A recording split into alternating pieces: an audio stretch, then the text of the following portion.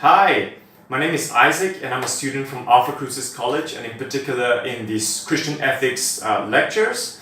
Today my presentation will be on the topic of war and peace. In particular, should Australia engage in the war against the Islamic State and the Levant? I will be arguing on the position of for. Australia should be in the war against the Islamic State and the Levant. I will part this presentation into two parts. The first part will be the morality of war in general, and the second part will be the moral significance of this particular conflict.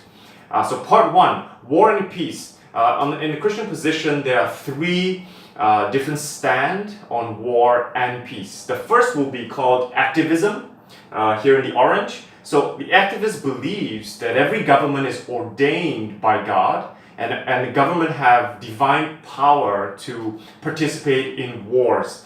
So therefore, every citizen of the country must obey the government.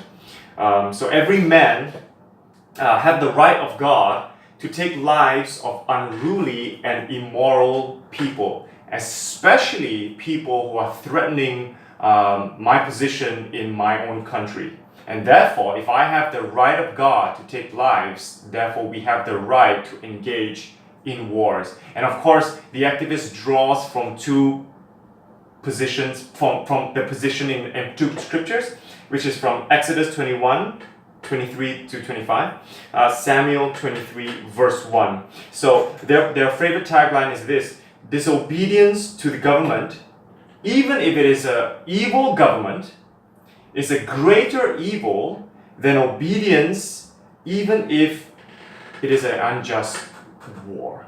And therefore, every activist says we must participate in war for the greater good.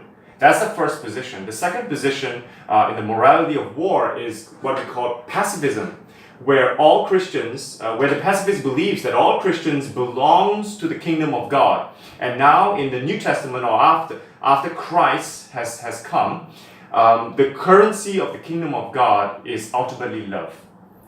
So the value of human lives far outweighs the justification of any single violence or war on earth.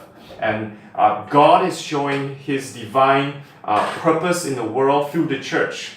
And the church will show it to the world in love. So we're called to love our enemies, love our neighbors, and love everyone around us. And of course, they draw their inspiration from Matthew chapter 5, 38 to 40, and Matthew chapter 5, 43 to 45. So a pacifist will believe that a person must engage, or a country must engage in all diplomatic actions or all negotiation before war breaks out. And even if war breaks out, a pacifist believes that you're supposed to invite your enemies into the country and show them love, because ultimately God will, the retribution belongs to God, and God will reconcile you and the enemy. So that's the pacifist stand. And the last stand will be the just war theorist. So the just war theorists have two positions in general, which is jus ad bellum, which is justice in going to war, and jus in bello, which is justice in the conduct of war. So there are 8 positions or 8 reasons why they should or should not go to war. The first would be this: they are called to resist unjust people or unjust government, especially government that comes to destroy their own peace. The second position is, in any conduct of war, their first and foremost responsibility is to restore peace in the region. Not to have more war or more conflict, but peace. And the third is that war must be a last resort. All diplomatic actions and all negotiation will have to fail before justification of war takes place. The fourth is that war must be sanctioned by a lawful government. It cannot be by a private citizen, or it cannot be by a group of people within the country, but it has to be by the lawful government of that country. The fifth reason is that war must have limited objectives. And of course, the objective is to restore peace. So, and therefore, war cannot be to annihilate the enemy or to destroy the economic growth of the other country. Sixthly,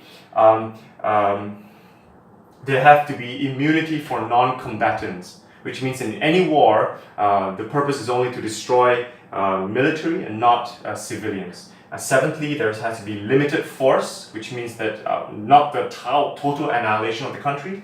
And eighth, there has to be hope of success.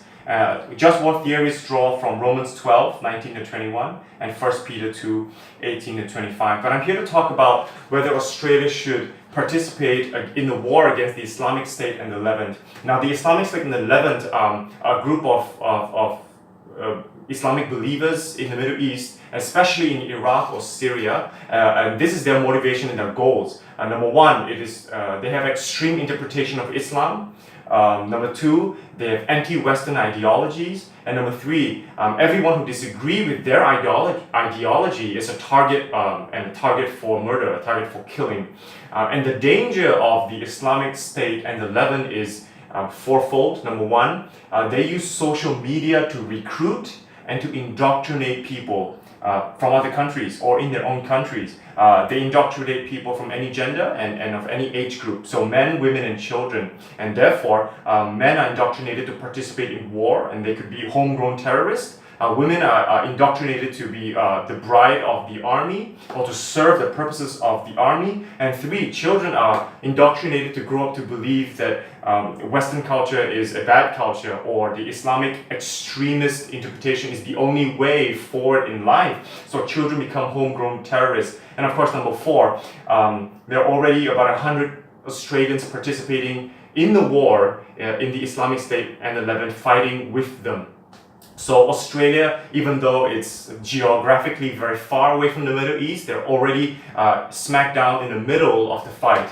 So the Islamic State in the Levant has been labeled a terrorist organization by the Australian government officially, and they have called, the Islamic State in the Levant have called for attacks against Australia. And there have been 4 incidences. Let me read it to you. It's in 2014.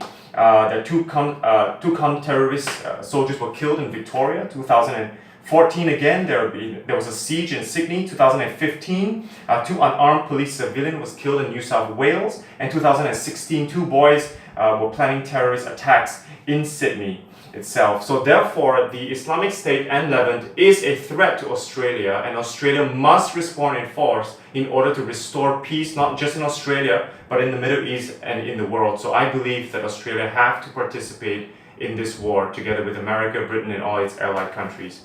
Thank you so much.